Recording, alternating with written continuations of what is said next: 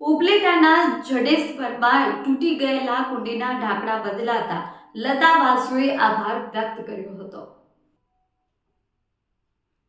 રાજકોટ જિલ્લાના ઉપલેટા તાલુકા ward number 3માં Jadeshwar નગર વિસ્તારમાં તૂટી ગયેલા કુંડીના ઢાંકણા વોર્ડ નંબર 3ના સદસ્ય મહેશભાઈ સુવા, મયુરભાઈ વાઘેલા, ચેતનભાઈ કાલરિયા તથા જિલ્લા ભાજપ ઉપપ્રમુખ જયેશભાઈ ત્રિવેદીની રજૂઆતને ધ્યાનમાં લઈ નગરપાલિકા દ્વારા નવા નાખી દેવામાં આવ્યા છે।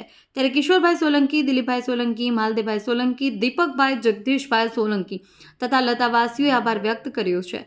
જડેશ્વર વિસ્તારના રહેવાસીઓ ખુશખુશાલ થઈ ગયા છે અને જયેશભાઈ અને મહેશભાઈની સારી કામગીરીને બિરદાવી રહ્યા છે। Reporter Bhavesh Gohil, Upleta.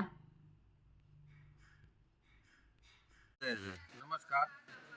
Upleta ward number 3માં Jadeshwar નગરમાં ખૂબ જ કુંડીઓની ઢાંકણાની બિસ્માર હાલત હતી।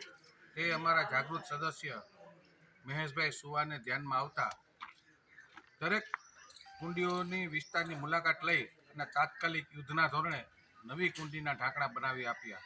ત્યારે આ વોર્ડના સદસ્ય મહેશભાઈ સુવા, ચેતનભાઈ કલરિયા, મયુરભાઈ વાઘેલા તથા પૂર્વ સદસ્ય અને રાજકોટ જિલ્લા ભાજપ ઉપપ્રમુખ જયેશભાઈ ત્રિવેદીને ધ્યાન આવતા તાત્કાલિક નગરપાલિકાના રજૂઆત કરતા કુંડીના ઢાંકણા નવા નાખી આપવામાં આવે છે।